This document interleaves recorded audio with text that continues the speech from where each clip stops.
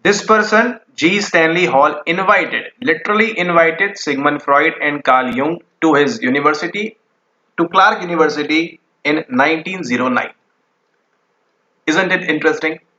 Welcome back everyone once again. You are watching IHBAS, IHBAS or IHBAS, however, whichever way you want to pronounce, and we are solving IHBAS 2024 question paper. This video is part number 2nd. If you have not watched part number 1, then make sure that you watch so that you know that how the ovaries are playing PlayStation and also getting the travel allowance for the same. Okay, so it is very interesting how the PlayStation is being played by the ovaries and getting the travel allowance as well. Okay, all right.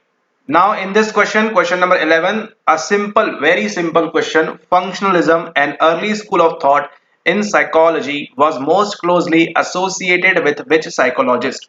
So first of all, we will explore all the options and then we will move forward to what? Then we will move forward to the correct answer. First of all, as soon as you saw that this guy Edward Tishner, we will talk about structuralism over here, or structuralism. And John B. Watson, John Brodius Watson is about the behaviorist school of thought. Obviously, G. Stanley Hall has nothing to do with these kind of schools, but option number C, William James, is for your functionalism.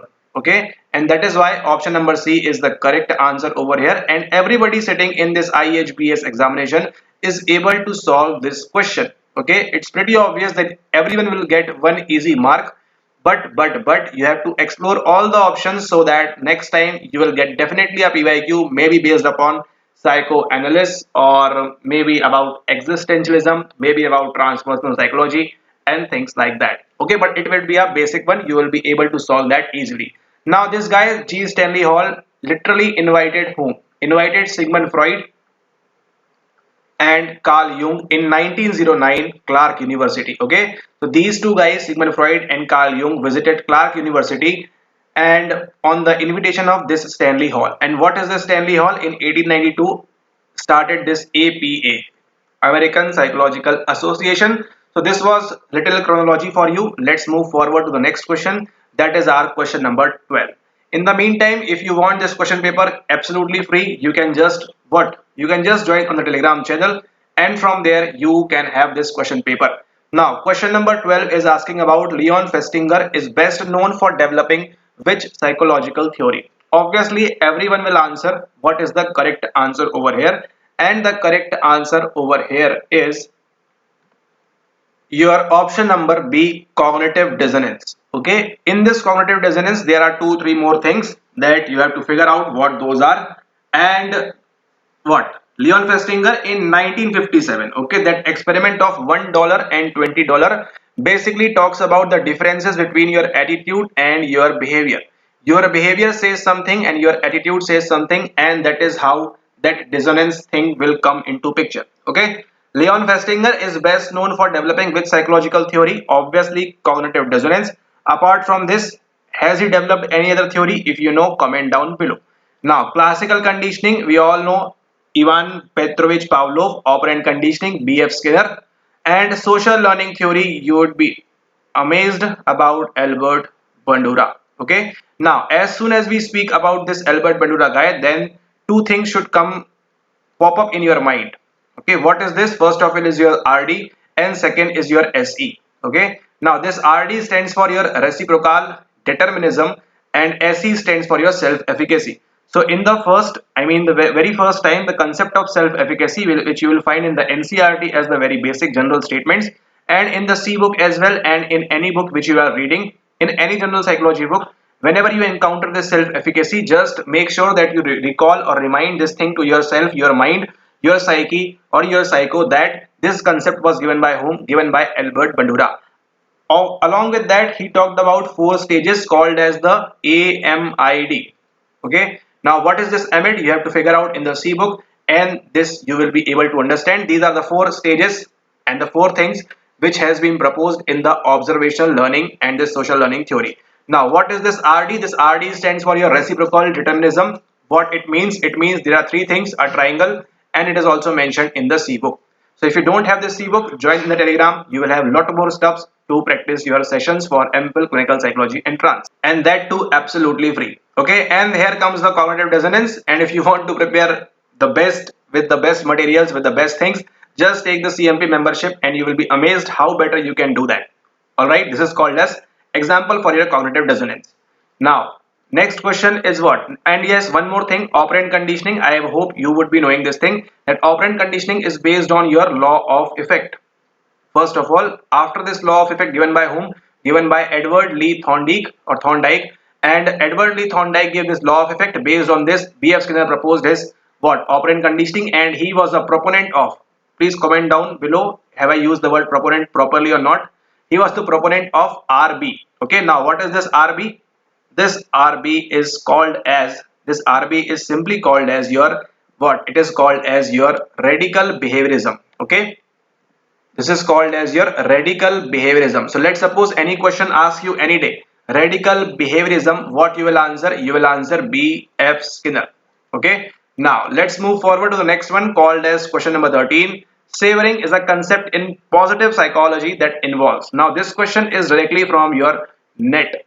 Okay, if you are preparing, I don't know how many of you are preparing for net, but simultaneously if you prepare for net, it will be way more helpful in your clinical psychology preparation. Okay, way more, because net has a, I can say, a ocean of syllabus.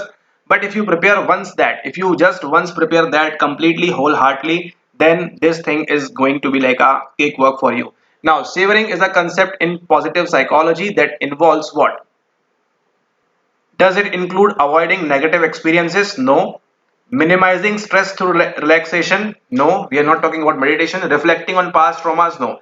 What does it mean? Savoring means enhancing the enjoyment of positive experiences. So whatever positive experiences you are getting, you can enhance the enjoyment of those positive experiences in spite of being involved in your past traumas and all those things. Okay, now social identity theory posits that individuals derive part of their identity from. Now this question I can see is again from your net. Okay, so social identity theory, who has given? First of all, we'll talk about, I am not able to recall the year exactly, but it was, I guess, 1979, if I'm not wrong. It is 1979 by Tajfel and Turner. Okay, Tajfel and Turner, these two guys posit, I mean, they gave social identity theory. It involves categorization, comparison, and identification and identity. Now, derive part of their identity from where? From their economic status? No. Their personal achievements? No. Their personal preferences? No. Their group memberships and social categories. Now, where you can read about this? You can read easily in the C book. Obviously, you will not get these explanations over there because it requires what? It requires knowledge. But as long as your exam is concerned, yes, for that this much is enough. Option number B is the correct answer over here. Their group memberships and social categories is provided in this social identity theory. Okay, these three things are important: comparison, categorization, and your identification. Okay, moving forward to the next one called as the question number 15. I guess you will find the C book or A book for sure. What is the halo effect? Okay, now along with this halo effect, you have to learn about horn effect as well. It's just the opposite. Okay, whatever will happen in the halo effect, just opposite will happen in the horn effect. And what is that? Let's try to find out. The tendency to judge others based on their group membership. Okay, group membership, the tendency to judge or based on their group membership. No, it is not about that. This is not the halo effect. Okay, and the influence of a positive trait on the perception of other traits? Yes, absolutely. I wonder why every answer is getting B over here. So B option is again, once again, the correct answer. The tendency to overlook negative behaviors in individuals? No, this will only you will do when you are in love. Okay, the tendency to overlook negative behavior in individuals. The effect of initial impressions on subsequent judgments. Okay, this is also not possible. The effect of initial impression, the first impression is the last impression, and things like that. Okay, this is not about that as well. So what is the correct answer? Correct answer is your halo effect, which stands for the influence of positive trait. Let's suppose this person, and you just found that this person has a positive trait of what? Saying truth. So what will happen in every other trait? You will find that, okay, yes, if this person is right over here, he is right in this as well. This is called as the halo effect. And what is the horn effect? It's just the opposite. Horn effect stands for the whatever. Let's suppose if you don't know about this person's negative, then even if he is good in other subjects or other things, then still what you will feel the negative side. So make sure for the next time you prepare very well for the horn effect. It might bump up in your next upcoming examination. Now, in only and only IHBAS paper, I am seeing this cognitive development theory. Who developed the stages of cognitive development? And again, once again, the correct answer is option number B. I don't know why and how this is happening. The previous 3-4 questions we did, every answer is getting B, B, B. Okay, so we are talking about Jean Piaget or Jean Piaget or Jean Piaget, however you want to pronounce. And who developed the stages? He developed the stages. What are the stages? Sensory motor, pre-operational concrete, and the formal operational. In formal operational, we will be developing what? We will be developing that absolute thought, not absolute zero, no. What is that? In F, that logical thinking, it means everything is well developed. And in sensory motor you will have that object permanence thing. So make sure for the object permanence you are prepared for the next time. They can ask in which of the following stages we found the object permanence is developed and things like that. And reversibility, irreversibility is the condition of these two. You have to figure out from the C book how things are happening, and then you are good to go. Obviously, Sigmund Freud will not talk about the cognitive development. He talked about the psychosexual stages. He gave the structural model, he gave the topographical model, and he gave that complex and all those things. Okay, and he also gave the PD, psychic determinism. Now, Eric Erikson, we have just solved. See, importance of PYQ. If you solve the previous PYQ, if you watch the first part, you know Eric Erikson is going to talk about what? He is going to talk about the psychosocial development. So if he is talking about psychosocial development, the 8 stages from trust versus mistrust to integrity versus despair, in this, and we are having the homework in the PC, that is floating, and the classwork. Okay, homework, floating, PC, classwork, arrange the mnemonic. And Lawrence Kohlberg talked about the morality and the moral development. This is also given in the C book, C book, C book, C book. Thank you. Have a nice day. Let's move forward to the next question. That is question number 17.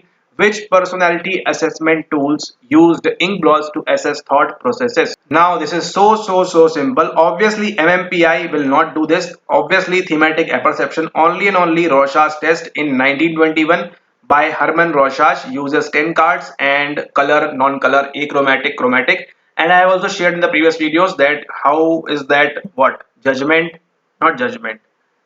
Just read from the ebook, you will find what I am talking about. And MBTI is based on Carl Jung. This Myers-Briggs type indicator on the basis of this SNST, INTJ, what they write, okay, to show off. But that 4 things by Carl Jung is the most important thing. Okay, so this Myers-Briggs type indicator, MBTI based on the Carl Jung.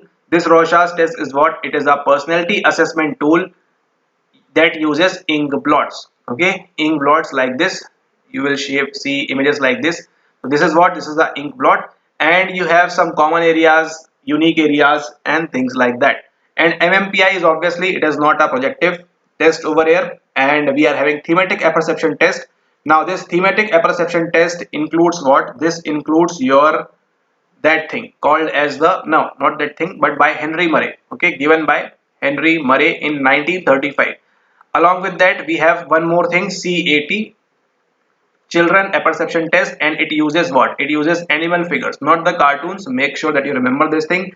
It might bump up in your next examination. Moving forward, which disorder is classified as a neurodevelopmental disorder? What is neuro? Neuro is your neuron. Developmental, is developing, and disorder. OCD, obsessive compulsive disorder, not ADHD. If you have watched previous videos, you will definitely know how ADHD is the neurodevelopmental disorder. Okay, attention deficit hyperactivity disorder, not the borderline, not the GAD. So for next time, prepare GAD very well. They can ask you about the phobias, anxiety, and that thing. For borderline personality disorder and OCD. Okay, so correct answer is your ADHD. OCD has to do with your obsession and compulsion. You are compelled to do something. You have a compulsive behavior of washing your hands again and again. You have that compulsion in your mind. Okay, now moving forward to the next one, that is our neuroplasticity. Question number 19. What does the term neuroplasticity refers to? Now what does it refers to? It refers to the ability of the brain to change throughout life, the brain's protective coating, memory loss, brain cell death. Okay, Now, what does the term neuroplasticity refers to? What is neuro? As soon as you saw, whenever in your life you saw this neuro, every time imagine this figure and try to link what is happening over there. Okay, neuroplasticity. This neuron is going to be plastic. So what will it help us? It help to the brain's protective coating? No. It will not talk about the memory loss. No, we are not getting any amnesia over here. Brain cell death? No, it is not having some brain cell death. So what is the correct answer? The ability of the brain to change throughout life. Okay, this is called as the neuroplasticity. And one more related concept along with this is neurogenesis. Okay, now what does Genesis means? In the Genesis chapter 1:1 from the Bible, it is said that in the beginning the God created the heavens and the earth, and from there it came the word Genesis, and Genesis means origin. Okay, to start. So in the beginning, the God created the heavens and the earth. So it means the origin of the earth and the origin of the heavens. Same like as you just added neuro. So it means origin of your neurons. Okay. So when you are in an embryonic stage and you are just getting out of the hospital or you're just getting out of the womb and things like that. So at that time you are having this neurogenesis thing. Okay. Because it is about the origins of neuron. Okay. So it gets developed. So we are talking about the neurogenesis over here. Okay, and it can happen throughout your lifespan. It means developing of some your new neurons. But how it is different from neuroplasticity? Because the ability of the brain to change throughout life. It can be a trauma, it can be anything, it can be a damage. Okay, anything can happen, and that will help you to figure out what is neuroplasticity. Okay, so this neuroplasticity is important. Make sure they can ask you next time about neurogenesis as well. So you study about neurogenesis as well.